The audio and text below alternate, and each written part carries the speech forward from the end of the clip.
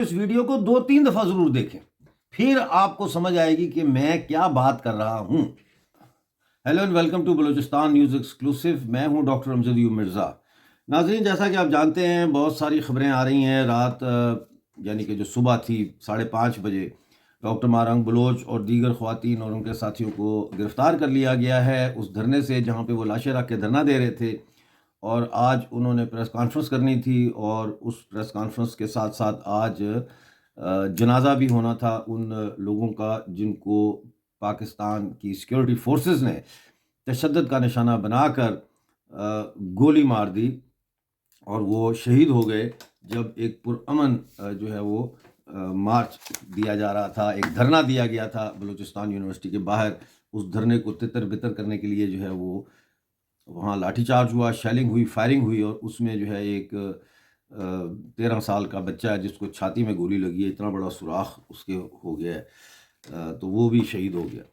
تو یہ اب صورتحال جو ہے وہ کچھ اس طرح سے ڈیولپ ہو رہی ہے کہ کسی ایک مخصوص سمت میں یہ اب صورتحال آگے نہیں بڑھ رہی، بلکہ ایک ایسے لگتا ہے کہ ایک جگہ جیسے رک سی گئی ہے، ایک بریک تھرو نہیں ہو رہا۔ اور وہ بریک تھرو کیوں نہیں ہو رہا، اسی کے اوپر آج بات کرنے کے لیے آپ کے سامنے میں حاضر ہوا ہوں۔ جیسا کہ آپ نے تھم نیل پہ دیکھ لیا ہے کہ درمیانے طبقے کے حوالے سے ہم بات کر رہے ہیں کہ انقلابی لمحات میں مجرمانہ ہچکچاہٹ، reluctance, hesitation, criminal hesitation, criminal reluctance اس کو کہتے ہیں پولیٹکس کی زبان میں، اور انقلابی سیاست کی زبان میں اس کو مجرمانہ غفلت کہا جاتا ہے یا مجرمانہ ہچکچاہٹ کہا جاتا ہے۔ اب صورتحال یہ ہے کہ سب سے پہلے ہمیں یہ سمجھنا چاہیے کہ سماجی انقلابات کا الجبرا کیا ہوتا ہے، سماجی انقلابات کی میتھمیٹکس کیا ہوتی ہے، سماجی انقلابات کے حرکی قوانین کیا ہوتے ہیں، یہ بہت ضروری ہے سمجھنا۔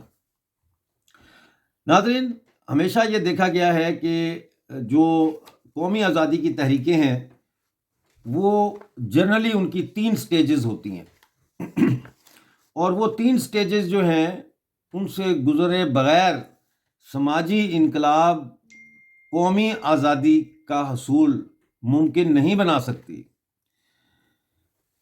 سماج کے انقلاب کے اپنے حرکی قوانین ہوتے ہیں، اور وہ حرکی قوانین کسی کے انتظار کیے بغیر اپنی جو اندرونی کشمکش ہوتی ہے، بالکل اس طرح جس طرح پانی کو، بہتے ہوئے پانی کو اپنا رستہ بنانا ہوتا ہے، اور وہ اس کے لیے اس بات کا انتظار نہیں کرتا کہ فزیکلی انسان کوئی اس کے لیے رستہ بنائے، اس کو جدھر رستہ ملتا ہے وہ ادھر جاتا ہے۔ تو پھر ہم کیا کرتے ہیں، ہم اس بہتے ہوئے پانی کو بند باندھ کر یا نہر کھود کر اس کو ڈائیورٹ کرتے ہیں، اس کو کھیتوں میں لے کے آتے ہیں، اور وہ کھیتوں کو سیراب کرتا ہے، اور پھر فصل بنتی ہے، اور پھر فصل کی کٹائی ہوتی ہے، اور اس طریقے سے جو ہے وہ زراعت کا سلسلہ چلتا ہے اور لوگوں کی بھوک مٹتی ہے۔ تو اس میں جو مین ایم ہوتا ہے وہ ہے بھوک کا مٹانا، جس کے لیے پانی کا رستہ بنایا جاتا ہے۔ اس پانی کو جو ویسے ہی بہہ رہا ہے، اپنا رستہ خود بنا رہا ہے اور ضائع ہو رہا ہے، اس کو مفید بنانے کے لیے نہر کھودی جاتی ہے، بند باندھا جاتا ہے، پانی کو سٹور کیا جاتا ہے، ریزروائرز بنائی جاتی ہیں اور نہریں بنائی جاتی ہیں، اور اس سے وہ پانی کھیتوں تک پہنچایا جاتا ہے اس مقصد کے حصول کے لیے جو کہ بھوک مٹانا ہے۔ اتنی بات تو آپ کو سمجھ میں آ جانی چاہیے، اس میں تو کوئی راکٹ سائنس نہیں ہے۔ اسی طرح سے سماجی انقلاب جو ہوتا ہے، عوام جب انقلاب برپا کرنے کے لیے باہر نکلتی ہے تو وہ یہ سوچ کر باہر نہیں نکلتی کہ اس نے انقلاب برپا کرنا ہے۔ اس ماس جو پروٹیسٹ ہے یا ماس جو اپرائزنگ ہوتی ہے، اس کو ڈائریکشن دینا اس کی لیڈرشپ کا کام ہوتا ہے، اس کو سمت دینا لیڈرشپ کا کام ہوتا ہے، اور اگر اس کو سمت نہ ملے تو پھر وہ سیریا بن جاتا ہے، وہ جیسے لیبیا میں ہوا تھا، تقسیم ہو جاتا ہے، ٹوٹ جاتی ہے سوسائٹی، جنگی خطوں میں تبدیل ہو جاتی ہے ایک، اور تباہی کا باعث بنتی ہے۔ وہ پھر اس طرح سے تباہی کا باعث بنتی ہے اگر سماجی ابھار کو، سماجی جو اپرائزنگ ہے اس کو رستہ نہ دیا جائے، بنایا نہ جائے اس کا رستہ، اور یہ رستے بنانے پڑتے ہیں، اور ان رستوں کے بنانے کے اوپر انحصار جو ہوتا ہے وہ لیڈرشپ کی انڈرسٹینڈنگ کا ہوتا ہے. کس چیز کا؟ سماج کے حرکی قوانین کی انڈرسٹینڈنگ. سماج کے جو لاز آف موشن ہوتے ہیں اس کی کتنی انڈرسٹینڈنگ ہے ان کے دماغ میں، ان کے ذہن میں.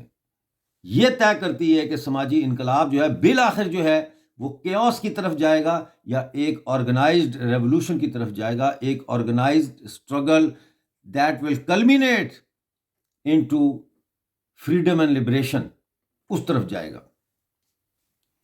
اب ہم آتے ہیں پیچھے. دیکھیے، ایک سماج کے اندر جب ناانصافی شروع ہوتی ہے یا ایک سماج کے اندر جب غلامی شروع ہوتی ہے تو بہت تھوڑے سے لوگ اس غلامی یا اس ظلم اور جبر کے خلاف آواز بلند کرتے ہیں. اور آواز بلند کرنے کے کئی طریقے ہو سکتے ہیں. سیمینار ہو سکتا ہے، اپنے دوستوں میں بیٹھ کے گفتگو ہو سکتی ہے، ہڑتال ہو سکتی ہے، ایک پرامن مارچ ہو سکتا ہے، یا پھر کچھ لوگ نوجوان اسلحہ اٹھا کر مسلح بغاوت یا گریلا جنگ بھی شروع کر سکتے ہیں. یہ مختلف طریقے ہیں احتجاج کے اور قومی آزادی حاصل کرنے کی طرف ابتدائی جو قدم ہوتے ہیں وہ اٹھانے کے. جیسے ایک بچہ ہے، وہ جب شروع میں کھڑا ہونا شروع ہوتا ہے تو وہ چیزوں کو پکڑ کے کھڑا ہوتا ہے اور پھر اسی چیز کو پکڑ کے وہ چلنے کی کوشش کرتا ہے، ایک ایک قدم ایک ایک قدم. پھر ایک ایسا وقت آتا ہے کہ ماں باپ دیکھتے ہیں اور وہ کہتے ہیں ہمارے بچے نے آج پہلا قدم اٹھایا، یعنی کہ وہ خود سے پہلا قدم اٹھایا، دوسرا اٹھایا، گر گیا. پھر آہستہ آہستہ وہ بچہ چلنا شروع کرتا ہے اور چلتے چلتے پھر وہ دوڑنا شروع کرتا ہے اور وہ اپنے پاؤں پہ جسے کہتے ہیں کھڑا ہو جاتا ہے. اسی طرح سے محکوم قوموں کی جد و جہد آزادی کی شروعات ہوتی ہے. یہ تو اس کی فزیکل شروعات میں نے آپ کو بتائی ہے، یعنی کہ فزیکلی جو ہے وہ سیمینار اور ایک آدھا مظاہرہ ہو گیا، کہیں ہڑتال ہو گئی. اب اس کی فکری جہت کی طرف ہم آتے ہیں کہ جو اس کی انٹلیکچوئل یا نیریٹو یا اس کی جو سوشل انالیسس کی بنیاد پہ اس کا جو پولیٹیکل نیریٹو بنتا ہے وہ بھی اسی طرح سے بنتا ہے کہ شروع میں وہ شروع ہوتا ہے مطالبات سے کہ بجلی کے بل کم کیے جائیں، قیمتیں کم کی جائیں، مہنگائی کم کی جائے، ہمارا جو انفراسٹرکچر ہے ہسپتال نئے بنائے جائیں، اسکول اور کالجوں میں ٹیچر نہیں ہیں، ٹیچر لائے جائیں. تو پھر وہ ٹیچروں کی ہڑتال، پینشن بڑھائی جائے تو پینشنرز کی مظاہرے شروع ہو جاتے ہیں. یہ اس طریقے سے یہ مطالبات جو ہوتے ہیں یہ اس جدوجہد آزادی کی شروعات کے ایمبریونک جو سٹیج ہوتی ہے، انٹلیکچوئل پولیٹیکل نیریٹو کی ایمبریونک سٹیج، اس کو ریپرزینٹ کرتے ہیں. لیکن اس کو آگے ڈیولپ ہونا ہوتا ہے، اور ڈیولپ ہونے کے لیے اس محکوم سماج کا جو باغی طبقہ ہوتا ہے وہ سب سے پہلا کام جو کرتا ہے وہ یہ کرتا ہے کہ وہ اپنے حاکم کے اندر اسیمیلیٹ ہونے کی کوشش کرتا ہے. وہ کہتا ہے کہ شاید ہم ان جیسے بن جائیں، ہم پنجابی بولنے کے بجائے اردو بولیں، سندھی بولنے کے بجائے اردو بولیں، یہ جو ہے کیا نام ہے اس کا، پشتو کے بجائے ہم اپنے گھر میں اردو بولیں، بلوچی زبان کے بجائے ہم اپنے گھر میں بچوں کے ساتھ اردو میں بات کریں. ہم پنجاب کی یونیورسٹیوں سے ڈگریاں حاصل کریں بجائے بلوچستان کی یونیورسٹی یا سندھ کی یا خیبر پختونخوا کی، کیونکہ پنجاب یونیورسٹی کی ڈگری جو ہے اس کی ویلیو کچھ زیادہ ہی ہے. یعنی پہلے اسیمیلیشن کی کوشش ہوتی ہے، اور جب اسیمیلیشن کی وجہ سے وہ دیکھ لیتے ہیں کہ اسیمیلیٹ ہونے کے باوجود جو ہے ایک بلوچ کی ترقی جو ہے وہ، یا ایک سندھی کی ترقی صرف ایک بریگیڈیئر تک ہو سکتی ہے، یا بہت تیر مارا تو جنرل تک ہو سکتی ہے، لیکن وہ چیف آف آرمی اسٹاف نہیں بن سکتا، وہ پاکستان کا صدر نہیں بن سکتا، وہ پاکستان کا وزیر خارجہ نہیں بن سکتا. جب یہ ریئلائزیشن شروع ہوتی ہے تو وہ اسیمیلیشن سے پیچھے ہٹ کے نیٹیوزم کی طرف آتا ہے. وہ اپنے پرانے جو روایتی لیڈرز ہوتے ہیں، جنگجو ہوتے ہیں، یا روایتی جو ادب ہوتا ہے، لٹریچر ہوتا ہے، یا پولیٹیکل رائٹنگز ہوتی ہیں، ان کو کھوجتا ہے اور پھر ان کو اپنے آرگومنٹ کا حصہ بناتا ہے. ان کے ذریعے عوام میں ایک نیا پولیٹیکل نیریٹو لے کے آگے بڑھتا ہے۔ بور ہونا شروع ہو گئے ہیں آپ، بور مت ہوں، غور سے سنیں، مشکل چیزیں ہیں نا یہ کوئی یہاں پہ میں آپ کو گانا تو نہیں نہ سنا رہا، تو آپ بور مت ہوں، آپ غور سے سنیں اور اس ویڈیو کو 2-3 دفعہ ضرور دیکھیں، پھر آپ کو سمجھ آئے گی کہ میں کیا بات کر رہا ہوں، کیونکہ بات ذرا یہ کمپلیکس ہے۔ اب وہ ان کو لے کے آگے آتا ہے، جیسے پنجاب میں جو پنجاب کے نیشنلسٹ ہیں جو چاہتے ہیں گریٹر پنجاب بنے، وہ بلے شاہ کو نکال کے لے آتے ہیں، وہ اور اپنے ان کو لیڈرز کو لے آتے ہیں۔ سندھ میں جیسے جی ایم سید کو آگے رکھا ہوا ہے، ان کے ذریعے قوم پرستی کی تحریک کو آگے لے کے آتے ہیں، باچا خان کو لے کے آتے ہیں، ان کا نام لیا جاتا ہے، ان کی تحریروں کو پڑھا جاتا ہے، ان کے فلسفے کو لے کے وہ کوشش کرتے ہیں کہ ہم جابر سے آزادی حاصل کریں، لیکن وہ نہیں ہوتا حاصل۔ اور اس کی وجہ یہ ہوتی ہے کہ جو یہ پرانے جو آپ کے تاریخ کے ہسٹری کے علامتیں یعنی سمبلز اور لیڈرز اور فائٹرز اور لٹریچر اور یہ سارا کچھ ہوتا ہے، اس کو تو آلریڈی حاکم نے شکست دے دی۔ وہ لٹریچر، وہ لڑاکے، وہ جنگجو، وہ پولیٹیکل انالیسس جو ان لوگوں نے کیا تھا، وہ اپنے دیش کو، اپنی کنٹری کو کالونائز ہونے سے نہیں بچا سکے، وہ ڈیفیٹ ہو چکے ہیں، جس کا مطلب یہ ہے کہ ان کو دوبارہ سے استعمال کر کے آپ آزادی حاصل نہیں کر سکتے، کیونکہ وہ پسماندہ ہو چکے ہیں، وہ پیچھے جا چکے ہیں۔ ان کی تعریف کی جا سکتی ہے، ان سے سیکھا جا سکتا ہے، لیکن ان کو رول ماڈل بنا کے آگے تحریکوں پہ مسلط نہیں کیا جا سکتا، اور اگر ایسا کریں گے تو پھر اس کا نتیجہ یہ ہوگا کہ آپ بھول بھلائیوں میں چلے جائیں گے، ایسی بھول بھلائیوں میں جس کا ہم کہہ سکتے ہیں کسی حد تک کہ پی ٹی ایم شکار ہے، جو باچا خان کی فلسفی کو لے کے آگے چلنے کی کوشش کر رہے ہیں، نان وائلنس کو لے کے آگے چلنے کی کوشش کر رہے ہیں، اور بھول بھلائیوں میں پھنس گئے ہیں، وہیں رک گئے ہیں، ان کی تحریک وہاں رک گئی ہے، اور جب پانی رک جاتا ہے تو اس میں پھر کیڑے پڑ جاتے ہیں، اس میں بدبو آ جاتی ہے، اس میں بیماری آ جاتی ہے، وہ پانی پھر پینے کے قابل نہیں رہتا۔ یعنی کہ وہ تحریک جو ہوتی ہے ایک حد تک بہت بڑا ابھار ضرور دیکھ لیتی ہے، بڑی تیزی سے لوگ اس میں شامل ہوتے ہیں، لیکن چونکہ اس کے پاس آگے بڑھنے کا راستہ کا پلان نہیں ہوتا، روڈ میپ نہیں ہوتا، اور وہ گھوم گھوم کے اسی جابر ریاست سے رحم کی اپیل کر رہی ہوتی ہے، اسی جابر ریاست سے حقوق کی بازیابی کا مطالبہ کر رہی ہوتی ہے، جس حکومت، جس ریاست کا مقصد ہی آپ کو غلام بنانا ہے، تو آپ ایک بھول بھلائیوں میں چلے جاتے ہیں۔ اور وہ بھول بھلائیاں کیا ہیں؟ وہ بھول بھلائیاں کبھی سپریم کورٹ کے جسٹس کے گلی میں چلے گئے، کبھی چیف آف آرمی اسٹاف کی گلی میں چلے گئے، کبھی پاکستان کی پارلیمنٹ کی گلی میں چلے گئے، کبھی اپنے وزیر اعلیٰ کی گلی میں چلے گئے، اور جب بہت تنگ پڑے تو United nation human right commission کے سیشنز کے باہر جا کے مظاہرے کر لیے۔ یہ سب وہ بھول بھلائیاں ہیں، یہ سب ایک ڈسٹریکشن ہے جس کا یہ تحریکیں شکار ہو جاتی ہیں نیٹیوزم کی وجہ سے۔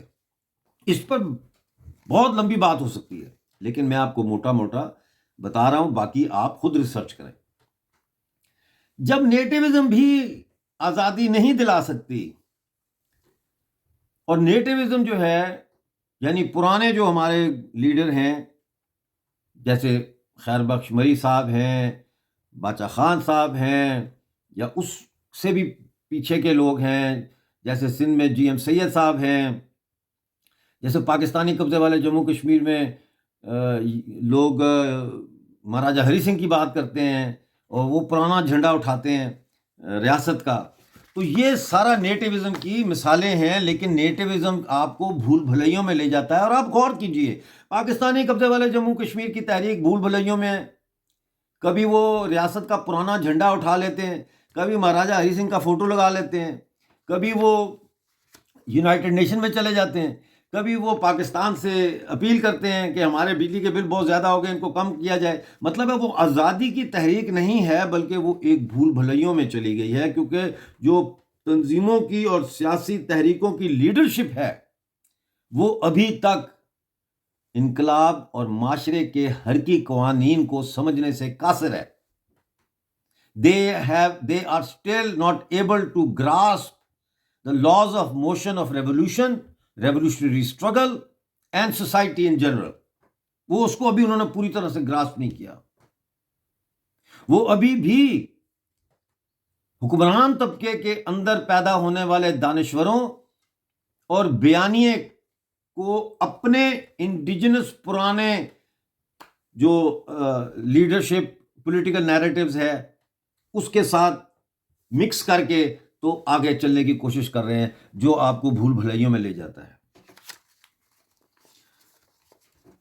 اب ہم آتے ہیں یہ پہلے اسیمیلیشن کہ آپ اپنے حاکم کی طرح بننے کی کوشش کرتے ہیں، ویسا کھاتے ہیں، ویسا بولتے ہیں، ویسا پڑھتے ہیں، ان کے یونیورسٹی اور کالجوں اور دسگاہوں سے ڈگریاں حاصل کرنے کی کوشش کرتے ہیں، لیکن وہ آپ کو پھر بھی دھتکارتا ہے. تو آپ نیٹیوزم کی طرف آتے ہیں اور پھر بھی کچھ نہیں ہوتا.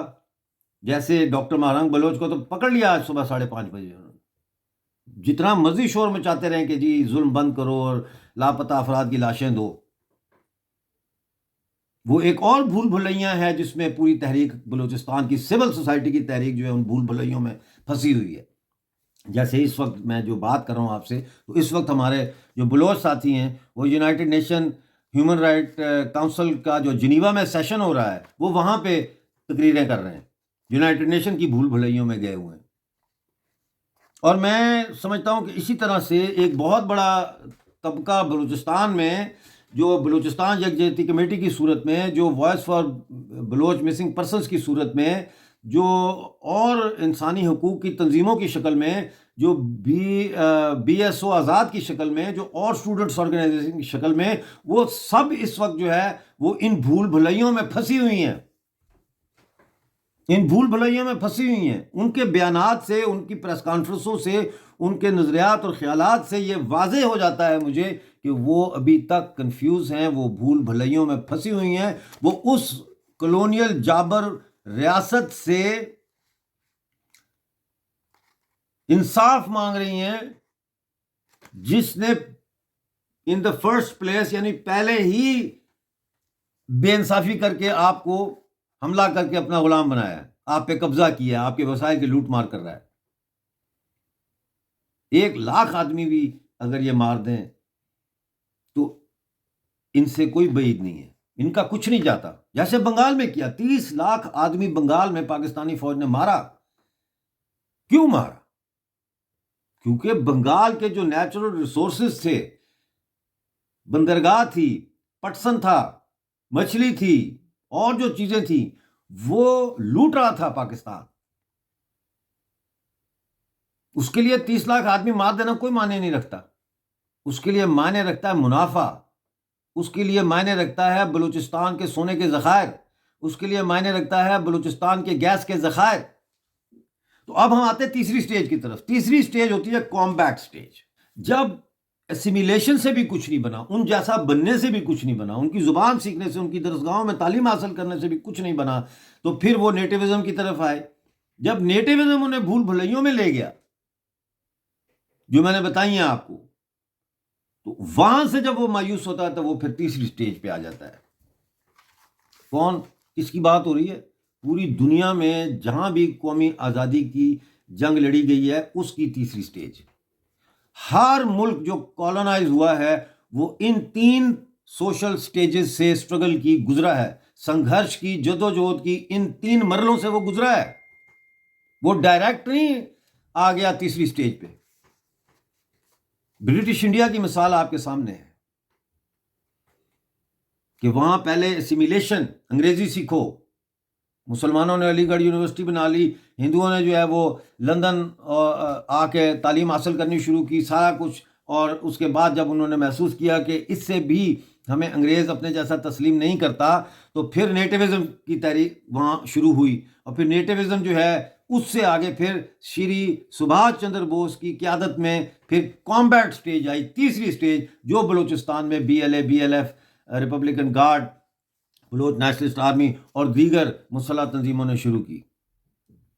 وہ سمجھ گئے کہ بلوچستان کے اوپر جو قبضہ ہے پاکستان کا، وہ قبضہ برقرار رکھا ہوا ہے بندوق کے ذریعے، وہ رکھا ہوا ہے قبضہ برقرار ایک عدالتوں کے جال کے ذریعے، پولیس تھانوں کے جال کے ذریعے، ایف سی کی چوکیوں کے جال کے ذریعے، اور کئی جگہوں پر، اونچی جگہوں پر فوجی چوکیوں کے جال کے ذریعے پوری طرح سے اس کو ایک جال میں جکڑ لیا ہے، بلوچستان کو، خیبر پختونخوا کو، پاکستانی قبضے والے جموں کشمیر کو۔ لہٰذا اس کا مقابلہ نہ تو ان جیسا بننے سے کیا جا سکتا ہے، نہ اسیمیلیشن سے کیا جا سکتا ہے، نہ نیٹیوزم سے کیا جا سکتا ہے۔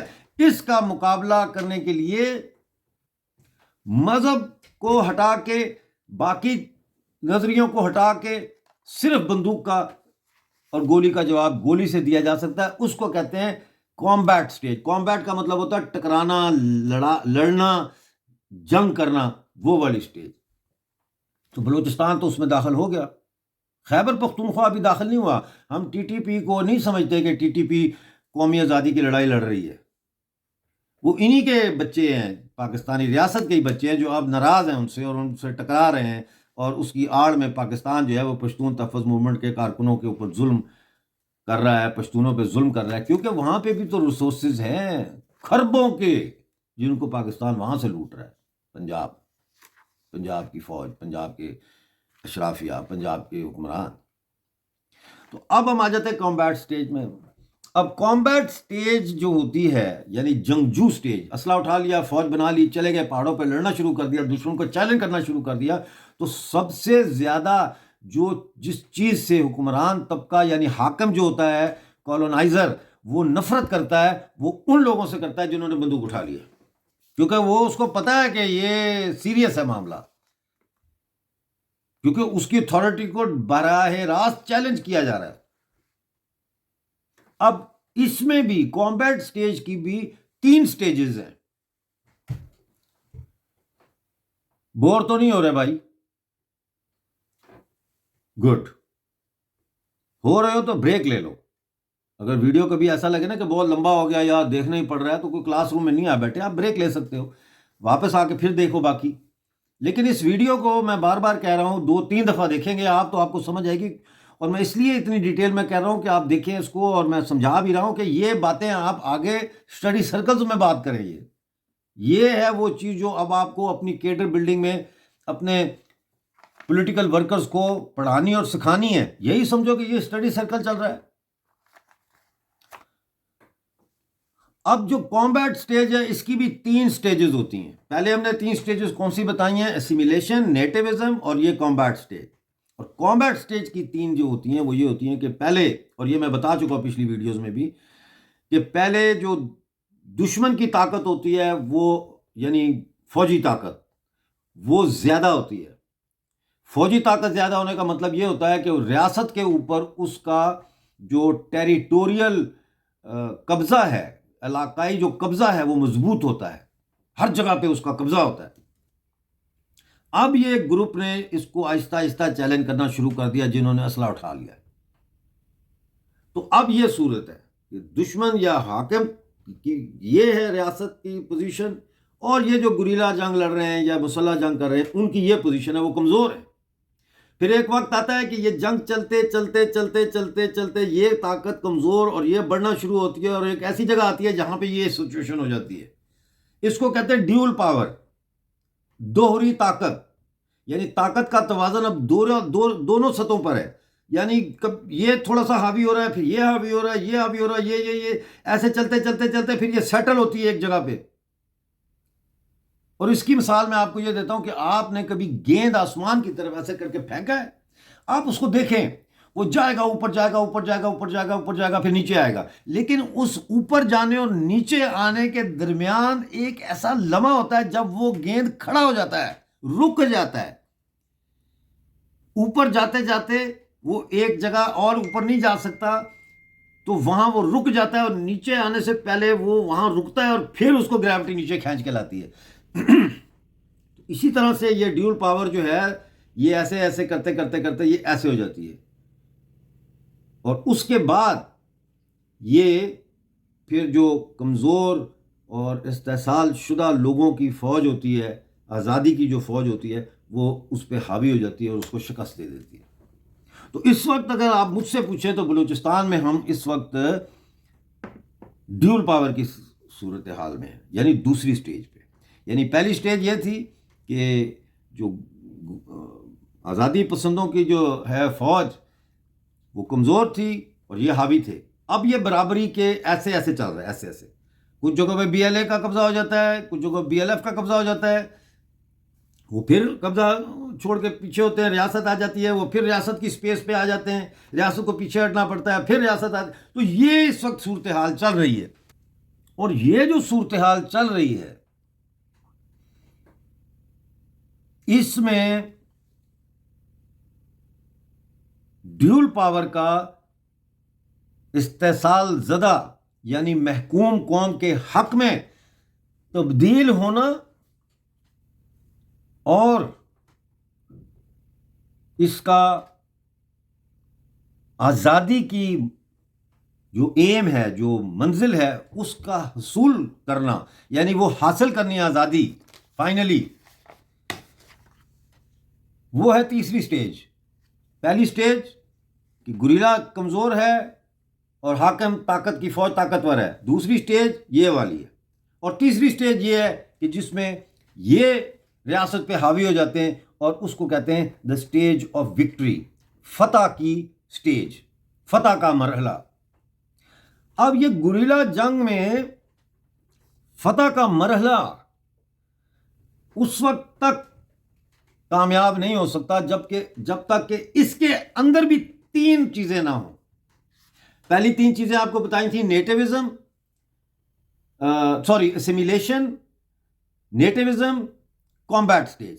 پھر آپ کو بتایا کامبیٹ سٹیج کی تین سٹیجز. اب کامبیٹ سٹیج کی جو ڈیول پاور کی ہے سٹیج، سیکنڈ سٹیج، اس کے تیسرے سٹیج میں جانے کے لیے تین چیزوں کا ہونا بہت ضروری ہے. وہ تین چیزیں کیا ہیں؟ وہ تین چیزیں ہیں اربن وار یعنی شہری علاقوں میں جنگ کا آغاز.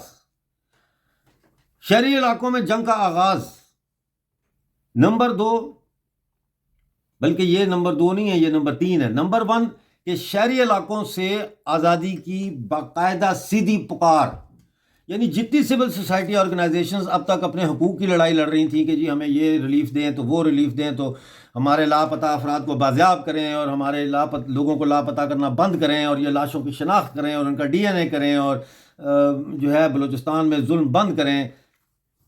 اب وہ پیچھے، اب وہ تنظیمیں، وہ لوگ، وہ آرگنائزیشنز، وہ لیڈرشپ یہ سارا مانگنا بند کر دیتی ہے حاکم سے، کیونکہ ان کو پتہ لگ جاتا ہے کہ یہ تو ڈیلیور ہی نہیں کر سکتے، یہ تو کچھ دے ہی نہیں سکتے، یہ تو کاری اس لیے رہے ہیں تاکہ ان کی حاکمیت قائم رہے. لہٰذا وہ اب اپنے جو جس سے وہ خطاب کر رہے ہیں، یعنی ریاست سے اور چیف جسٹس سے اور فوج سے اور عدالتوں سے اور عالمی انسانی حقوق کی تنظیموں سے جو بالکل ہی کنڈم حال ہے، بیکار ہیں، ان سے وہ اب ان سے مایوس ہو کے اس کو چھوڑ کے براہ راست آزادی کی بات کرتے ہیں. وہ سمجھ جاتے ہیں کہ جب تک آزاد نہیں ہوں گے اس وقت تک یہ جبری لاپتہ اور جبری گمشدگیوں کا مسئلہ ختم نہیں ہوگا، کیونکہ یہ لنک ہے بلوچستان یا خیبر پختونخوا یا POJ کے وسائل کی لوٹ مار سے.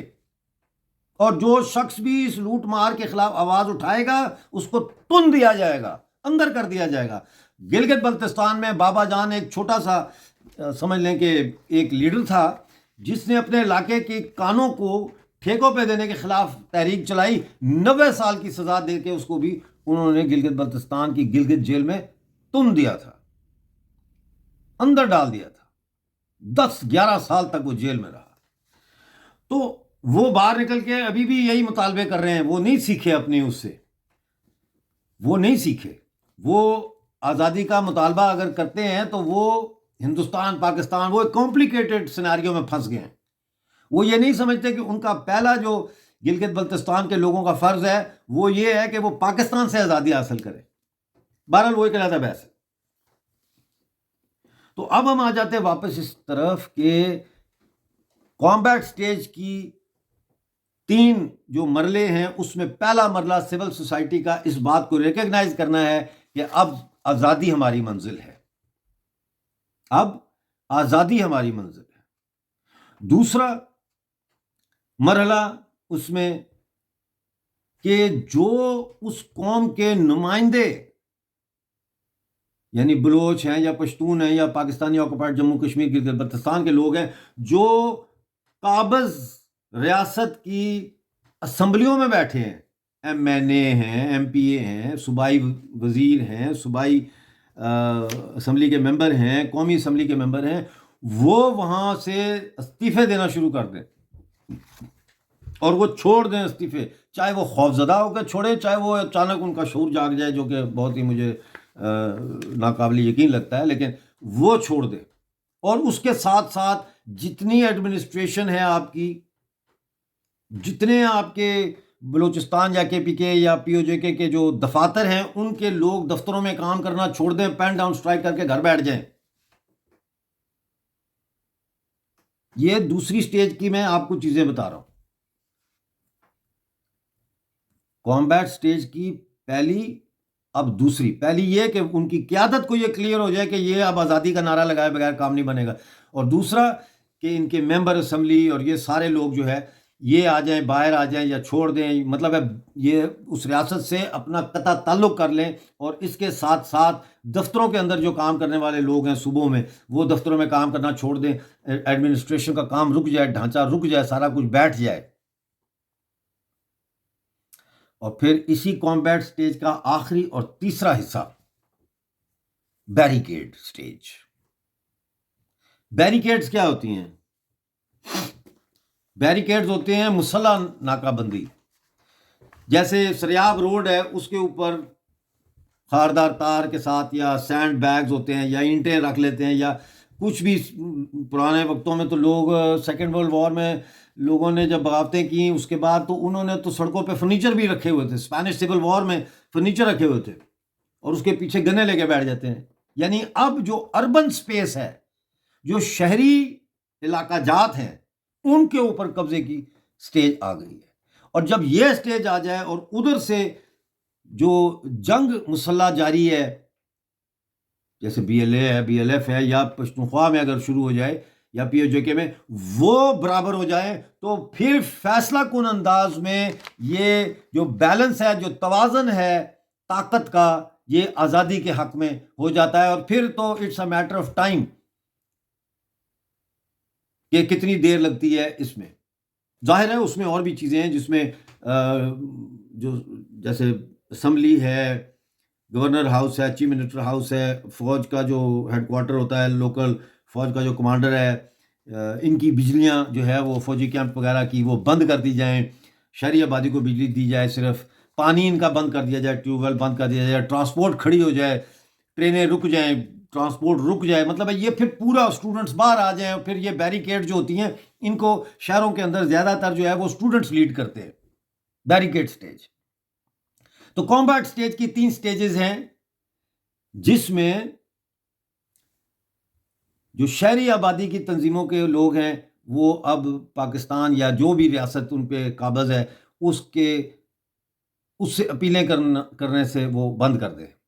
ان کو سمجھ آ جائے اس بات کی کہ یہ ہم وقت ضائع کر رہے ہیں، اپنا بھی اپنے قوم کا بھی، اور خواہ لوگوں کو مروا رہے ہیں. دوسرا، سرکاری ملازمین اور اسمبلیوں کے ممبر جو ہے وہ وہاں سے اپنا قطع تعلق کر لیں، روک دیں انتظامیہ، ہڑتالیں شروع ہو جائیں. جیسے آج پہیہ جام ہڑتال ہو رہی ہے بلوچستان میں. لیکن یہ پہیہ جام ہڑتال بغیر سمت کے ہے، اس کی سمت نہیں ہے، یہ ایک احتجاج ہے، ایک سیفٹی والو ہے جس میں لوگوں کا غصہ جو ہے وہ نکل رہا ہے. اس غصے کی سمت نہیں ہے آزادی کی طرف.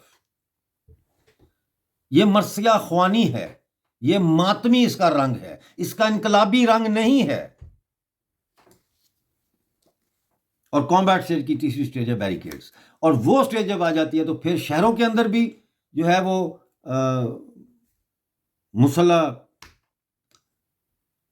جنگ اور پہاڑوں پہ مسلح جنگ، اور پھر یہ آ کے ملتے ہیں اور پھر آزادی حاصل ہوتی ہے. اب آپ نے مجھے بتانا ہے کہ آج جو پریس کانفرنس ہوئی ہے بلوچ اس کی یکجہتی کمیٹی کی، اس کے بارے میں آپ کا کیا خیال ہے؟ میں آپ کو اس پریس کانفرنس کے جو اہم نکات ہیں وہ میں آپ کو بتا دیتا ہوں، تو آپ نے پھر مجھے اس کے بارے میں اپنی رائے دینی ہے کہ آپ کیا سمجھتے ہیں کہ یہ کون سی سٹیج کی پریس کانفرنس ہے. اس میں یہ لکھا ہے کہ ریاستی فورسز کے بربریت، تھریٹ یعنی دھمکیاں اور 2 مرتبہ کریک ڈاؤن کے باوجود بلوچ یکجہتی کمیٹی کا دھرنا شال کوئٹہ میں بدستور جاری ہے. آج دھرنے کے مقام سے ایک منظم ریلی کی صورت شہید حبیب بلوچ کے جنازے میں شرکت کی گئی، جہاں ان کی نماز جنازہ ادا کی گئی. اس موقع پر ایک اہم پریس کانفرنس بھی منعقد کی گئی جس میں بلوچ یکجہتی کمیٹی نے اپنے مطالبات پیش کیے. اب یہ مطالبات سنیے. یہ وہ پریس کانفرنس ہے جو اوریجنلی ڈاکٹر مارنگ بلوچ نے کرنی تھی لیکن وہ گرفتار ہو گئی. پہلا مطالبہ ان کا ہے ڈاکٹر مارنگ بلوچ، بیبگر بلوچ سمیت تمام گرفتار دوستوں کو فوری طور پر بغیر کسی شرط و شرائط کے رہا کیا جائے. نمبر 2، اندھا دھند فائرنگ کے نتیجے میں درجنوں افراد کو زخمی اور 3 افراد کو شہید کرنے کے خلاف وزیر اعلیٰ بلوچستان سرفراز بھگٹی اور IG پولیس کے خلاف فوری طور پر FIR درج کی جائے اور انہیں عہدے سے برطرف کیا جائے. نمبر 3، کمشنر کوئٹہ اور ڈپٹی کمشنر کوئٹہ کو فوری طور پر برطرف کیا جائے. نمبر 4، بلوچ سیاسی کارکنوں کے خلاف جاری انتقامی کارروائیاں فوری طور پر بند کی جائیں اور تمام جھوٹے مقدمات ختم کیے جائیں. آگے انہوں نے کہا کہ بلوچ یکجہتی کمیٹی واضح کرتی ہے کہ اگر ان مطالبات پر فوری عمل درآمد نہ کیا گیا تو احتجاج مزید شدت اختیار کرے گا اور ظلم اور جبر کے خلاف اپنی جدوجہد جاری رکھیں گے. سب سے پہلے تو اس کا جس کو یہ ایڈریس کر رہے ہیں یہ پاکستانی ریاست سے مطالبہ کر رہے ہیں، یہ پاکستانی ریاست کو ایڈریس کر رہے ہیں. پہلا مطالبہ جو ہے وہ یہ ہے کہ ڈاکٹر صاحبہ مارنگ بلوچ کو اور ان کے ساتھیوں کو بغیر کسی شرط کے اور شرائط کے رہا کیا جائے. تو وہ کر بھی دے گی ریاست. یہ کوئی اتنا بڑا مطالبہ نہیں ہے کہ وہ ریاست ماننے میں ہچکچاہٹ محسوس کرے.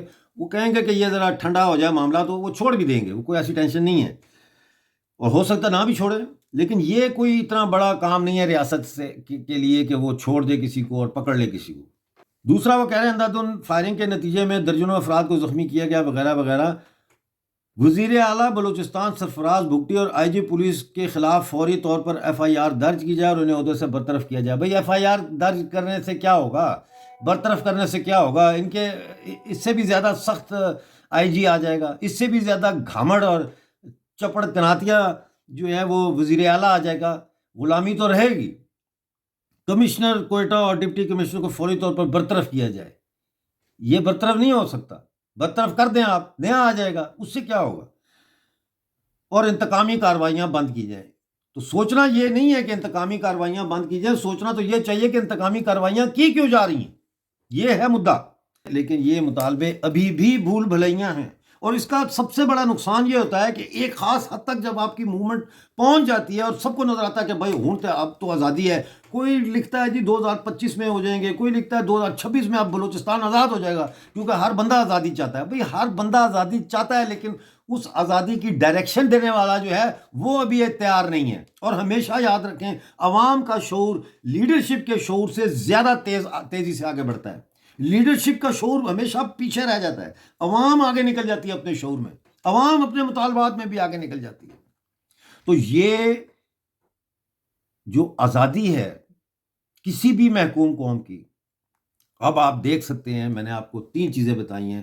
پہلی آپ کو بتائی ہے اسیمیلیشن اور نیٹیوزم اور کامبیٹ سٹیج. پھر میں نے آپ کو دوسری سٹیج جو ہے وہ بتائی ہے کامبیٹ سٹیج کا سارا ڈیٹیل بتائی ہے آپ کو.